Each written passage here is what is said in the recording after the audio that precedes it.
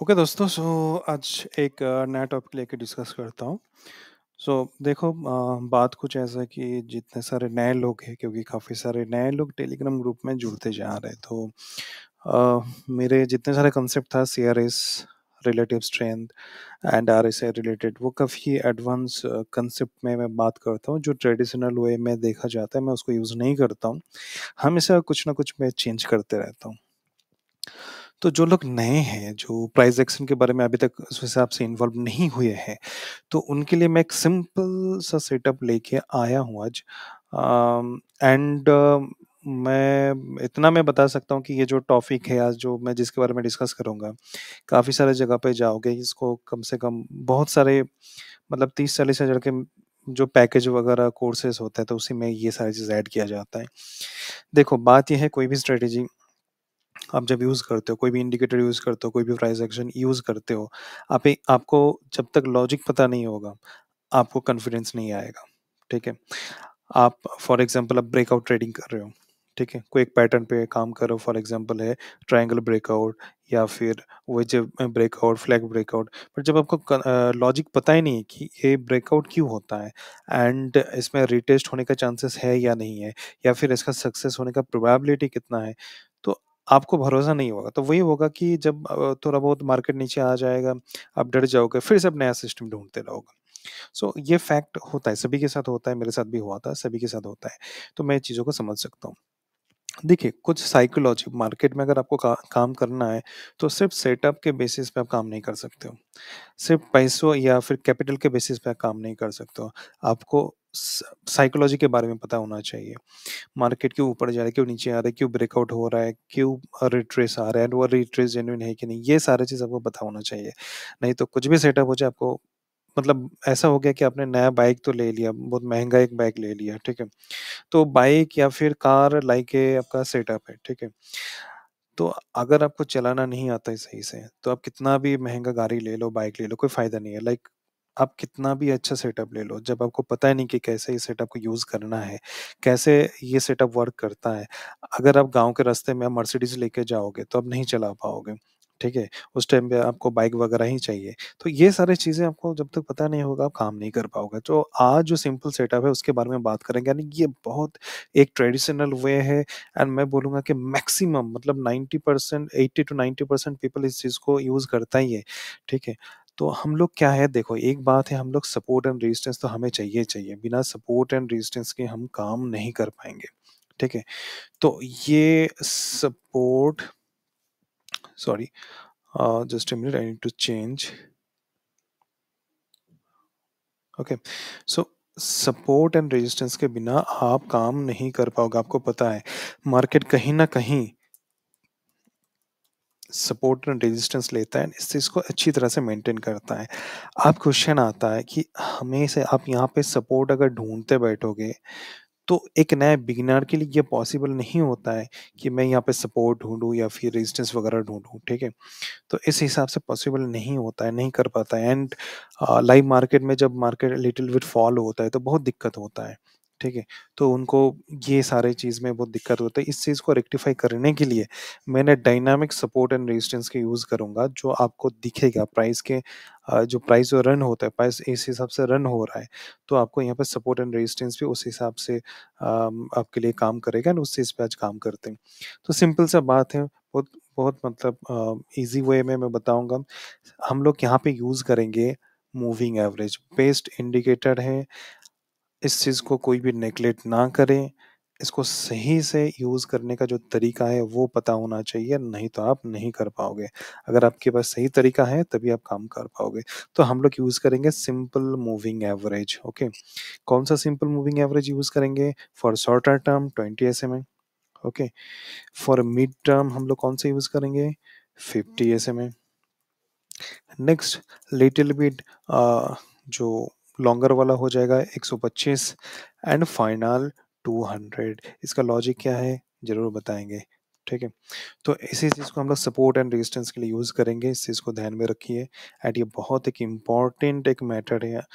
तो कैसे यूज़ करना है वो तरीका होता है, वो मेन बात होता है, ठीक है? ऐसा नहीं कि प्राइस क्रॉसओवर दे दिया या फिर 20 मूविंग एवरेज 50 मूविंग एवरेज को क्रॉस दे दिया, नहीं है, उसमें आपका लॉस होगा 100%। दवाई के साथ मैं ये चीज़ बता सकता हूँ। ओके, सो ये सारी चीज़ आपको देखने की ज़रूरत नहीं है और आप लोग काम करोगे सिर्फ़ और सिर्फ़ निफ्टी 200 या फिर लिटिल बिट 500 के आसपास जा सकते हो। ओके, स्कैनर भी मैं दे दूँगा, किस हिसाब से काम करते हैं वो भी बताऊँगा। अब देखो चीज़ें क्या हैं वो पहले समझते हैं। सिंपल सा बात है, इसमें आपका जो ड्राइंग वाला है वो मैं देख लेता हूँ, फाइन। तो मेरे पास 4 मूविंग एवरेज है, ठीक है? तो 4 मूविंग एवरेज में क्या हो गया? ये एक हो गया, दूसरा एक ब्लू कलर डाल दिया। फॉर एग्जांपल ये है आपका 20 एसएम ब्लू वाला, रेड वाला है 50 एसएम। ओके, नेक्स्ट है इस तरह से 4 मूविंग एवरेज है, ठीक है? अब इसका कलर एक एक करके चेंज कर लेते हैं। ये ग्रीन हो गया एंड इसका कुछ और कलर दे देते हैं। चलो जो भी है इग्नोर करते हैं। अब चीज़ें देखो, 20 मूविंग एवरेज, ठीक है?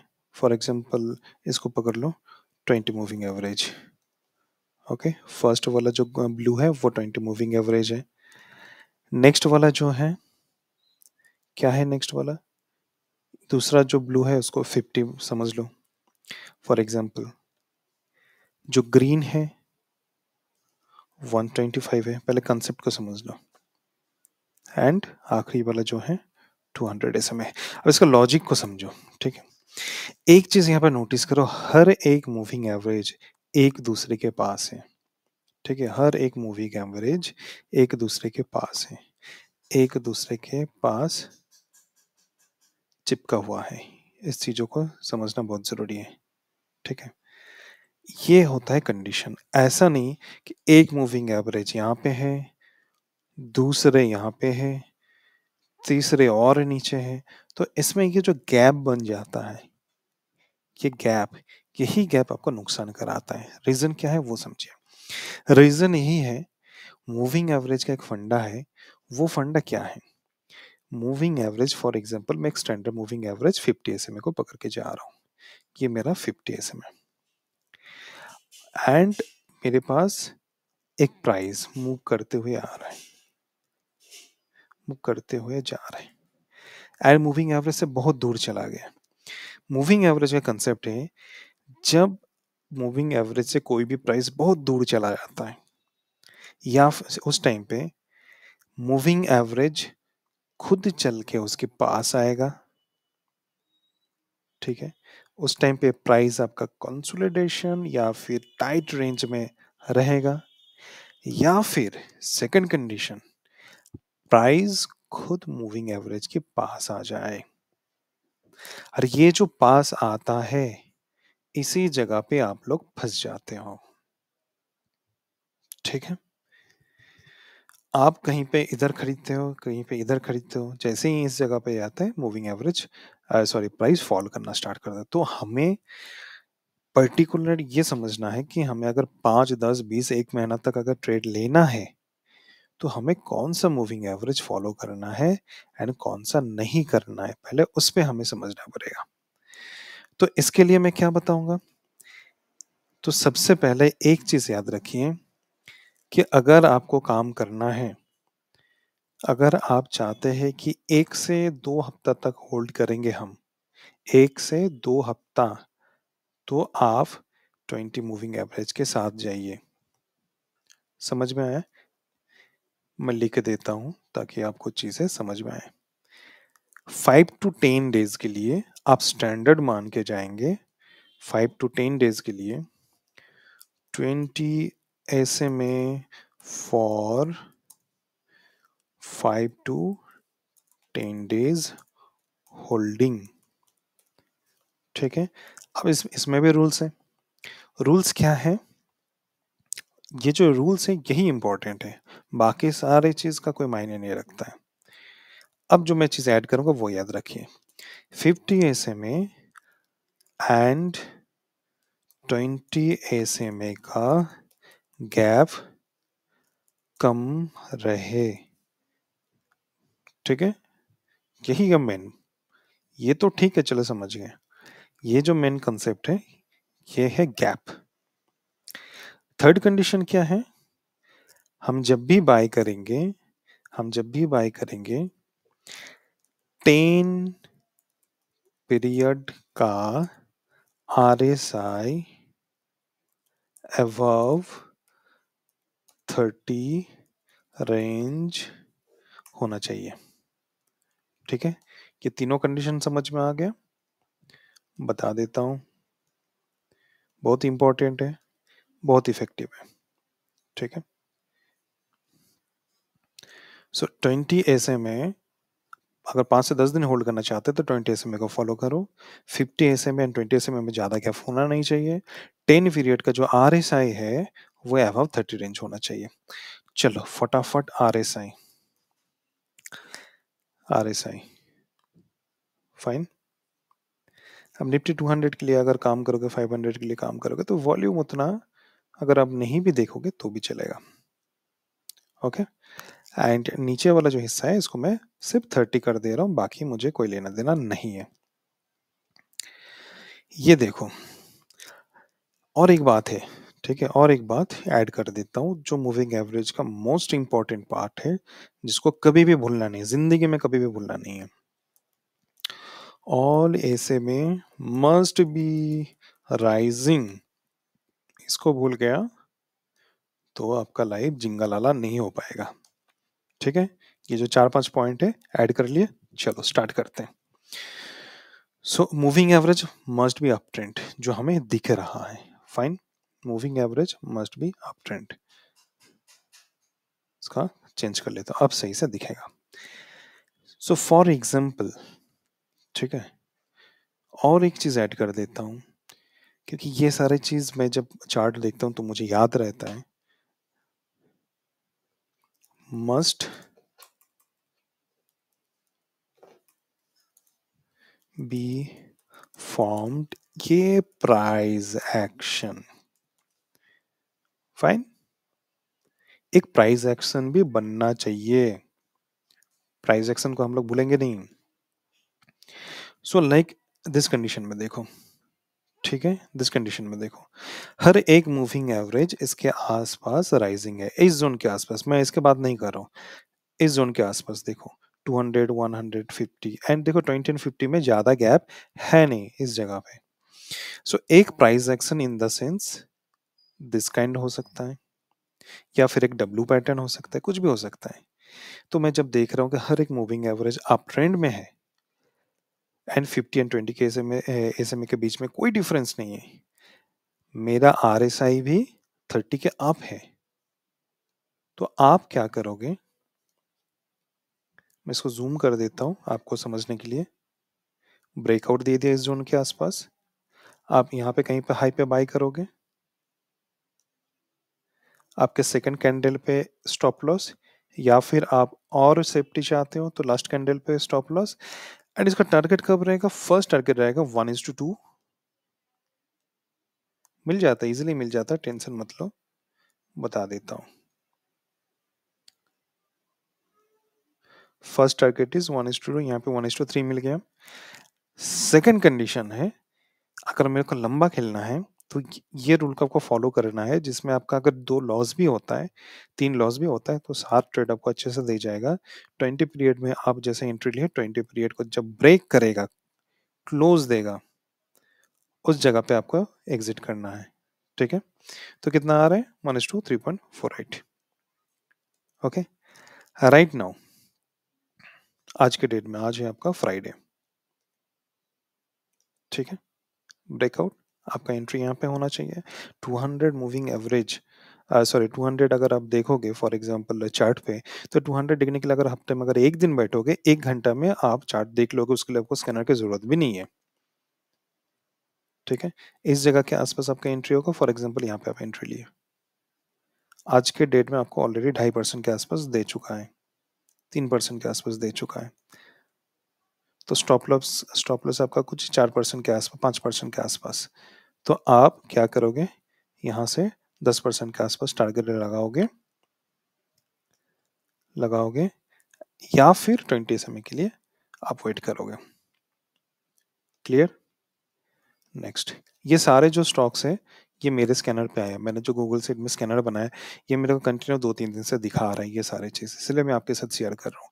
मैंने ये गूगल सीट का जो डिटेल्स है मैंने टेलीग्राम ग्रुप पे दे दिया, यू कैन चेक दिया। आप तीनों आप है। ओके, प्राइस एक्शन बना, इसमें मैंने ट्रेड किया इसलिए मुझे पता है। देखो लगभग इस जगह पे मेरे को एंट्री मिल गया था। हाँ रिटेस्ट हो सकता है बट क्या है, मेरा जो स्टॉप लॉस है वो इस जगह के आसपास रहेगा। मैं स्टॉप लॉस के लिए वेट करूंगा, रिटेस्ट होने दो, मार्केट में कोई भी न्यूज आ सकता है, डरना नहीं। कुछ इस जगह पे एंट्री था, ये है आपका 8%, ये है कुछ 1:1, 1:2 इजिली हो जाता है। चलो आपको अच्छा सा दिखाता हूँ।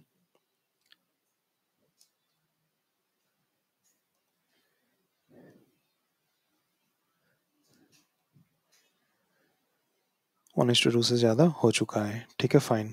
या फिर सेकंड वे जो है, आप क्या करोगे, 20 SMA को जब क्रॉस डाउन करेगा उस टाइम पे आप एग्जिट करोगे। एक चीज़ नोटिस करो, अगर यहाँ पे भी आपका मतलब स्टॉप लॉस हिट हो जाए, सॉरी ब्रेक डाउन भी दे देता है, फिर भी आप प्रॉफिटेबल रहोगे। हालांकि इसमें ट्रेल करने का और भी तरीका होता है, 50% आप 1:2 पे बुक करो, बाकी 50% आप ट्रेल करते रहो एज पर 20 SMA। बहुत ईजी कंसेप्ट है।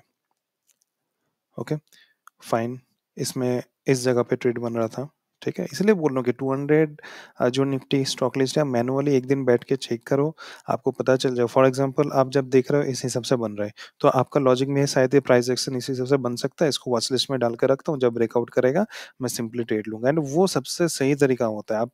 आप सिर्फ 200 स्टॉक्स को ही आप वॉच करो एंड उसी पे ट्रेड करते रहो। अब देखो ये जो रैली है, ये जो रैली है, ये जो 14% है, सॉरी 34% है, ये सारे कभी स्किनर पे नहीं आता। स्किनर पे कब आएगा मैं बता रहा हूँ, ये कैंडल बनने के बाद, इतना मूव देने के बाद आता है। ऐसा नहीं कि नहीं आता है बट आता है। मैंने उस हिसाब से अपने स्कैनर को बनाया ताकि जल्दी आ जाए। ओके, ये देखो प्राइस एक्शन बन रहा है, प्राइस एक्शन बन रहा है, दुनिया यहाँ पे ट्रेड करेगा ब्रेकआउट के लिए, तब तक अपना प्रॉफिट बुक हो जाएगा, तब तक अपना प्रॉफिट। ये सारे ट्रेड किया हुआ है एंड इनफैक्ट ये सारे चीज मैंने टेलीग्राम ग्रुप पे दे चुका हूँ, इसलिए मुझे पता है। ठीक है, ये देखो इसमें देखा अच्छा सेटअप बन रहा है, हर एक मूविंग अप ट्रेंड है, 30 के ऊपर है एंड 50 SMA से ब्रेक मतलब सपोर्ट ले रहा है। देखो निफ्टी इतना गिर रहा है, हर जगह पे रेड रेड है, बट ये कंटिन्यू 2 दिन से अपना गेम दिखा रहा है। सिंपल सा बात है, चलो काम करो इसमें। 2 स्टॉक सिलेक्शन तो इधर ही हो गया बस। हाँ और एक चीज है, प्राइस एक्शन के टाइम पे इस टाइप का जो कैंडल है ऊपर लंबा लंबा वीक है, अवॉइड करो। जब तक ना स्ट्रॉन्ग कैंडल बनेगा अवॉइड करो। ये जो है, और एक चीज याद रखना, ये कैंडल कितने परसेंट का है, 7%, नहीं जाना है। 2, 3, 4, 5% अगर जो कैंडल एक दिन में दे रहा है ठीक है, उससे ज्यादा अगर कोई दे रहा है हम लोग उस पर ट्रेड नहीं करेंगे, फंस जाओगे या फिर वो ट्रैपिंग में पहुंच जाओगे। ठीक है, ये जो सफारी का था देखो 20 एंड 50 के आसपास, ज्यादा डिस्टेंस नहीं था। और एक चीज याद रखना जो मैं बोल रहा था, जितना दूर जाएगा उसके बाद उसको रिट्रेस करने के लिए आना ही पड़ेगा। तो ये है कंसेप्ट। कंसेप्ट आई थिंक समझ में आ गया, बहुत सिंपल है। अब ये एक स्कैनर है, ठीक है, इसके बेसिस पे आप कैसे ट्रेड करोगे वो मैं दिखाता हूँ।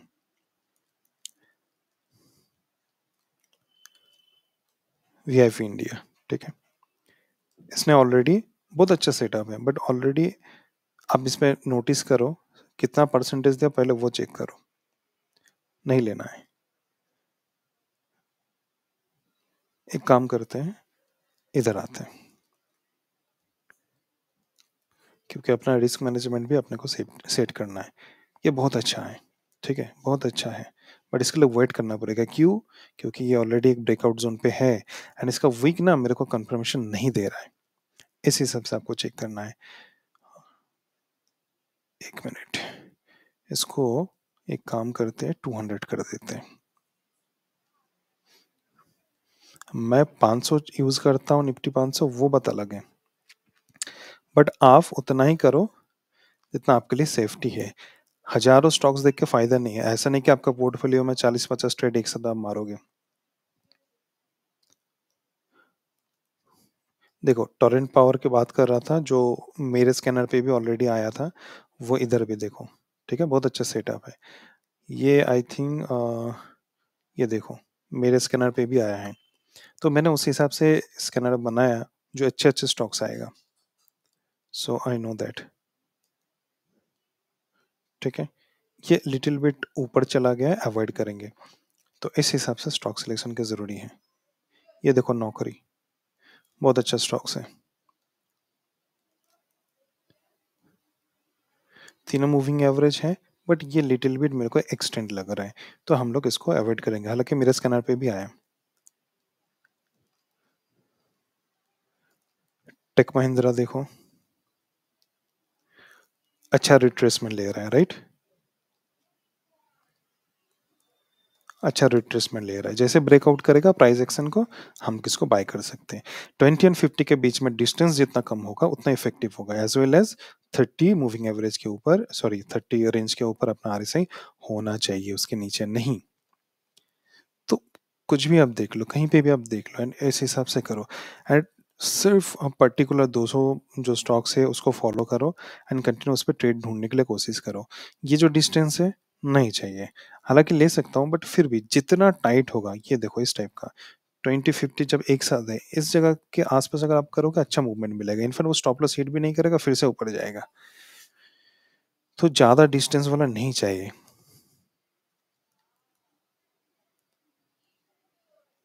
सो स्टॉक सिलेक्शन के लिए ज़्यादा टाइम लगता नहीं है। आपके साथ बैठ के देखो, मैंने कितने सारे स्टॉक्स देख लिए।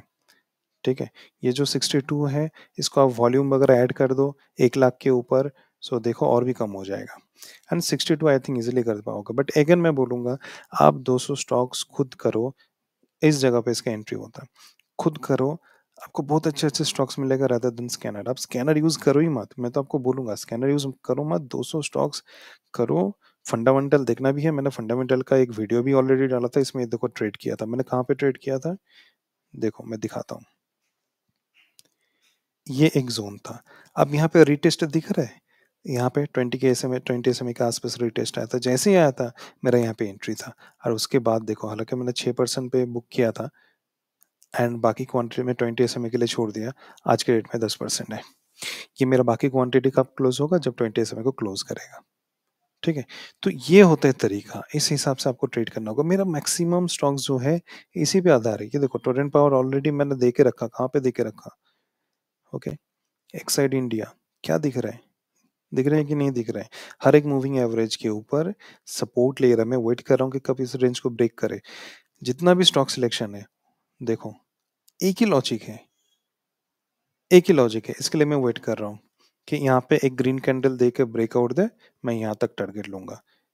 फॉर एग्जांपल इसके आसपास अगर दे, ये देखो कुछ शायद मैंने करके भी रखा, यहाँ से ये 7% है, एंड यहाँ पे कुछ 4% का है। ठीक है, तो ये मैंने करके भी रखा, ये मेरा फर्स्ट टारगेट है।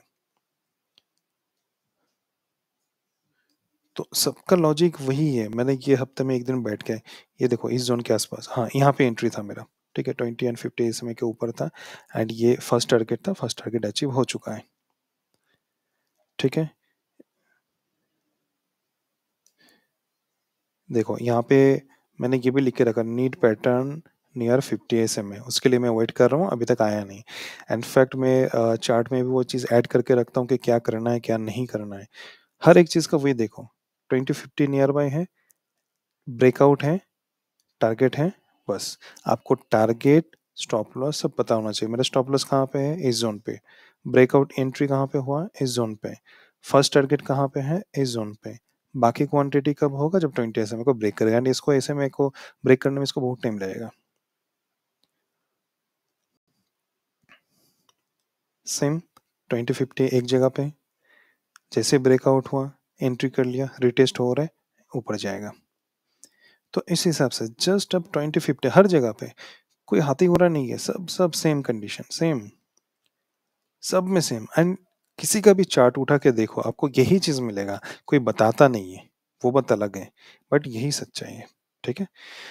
सो ये स्कैनर तो आपको मेरे टेलीग्राम ग्रुप से मिल जाएगा, एंड ये चार्ट भी मैंने पोस्ट कर दूंगा, सो दैट एक टाइटन का देख लेता हूँ, क्योंकि ये मेरा रेडर पे है, इसमें सेटअप बना कि नहीं बना देख लेते हैं।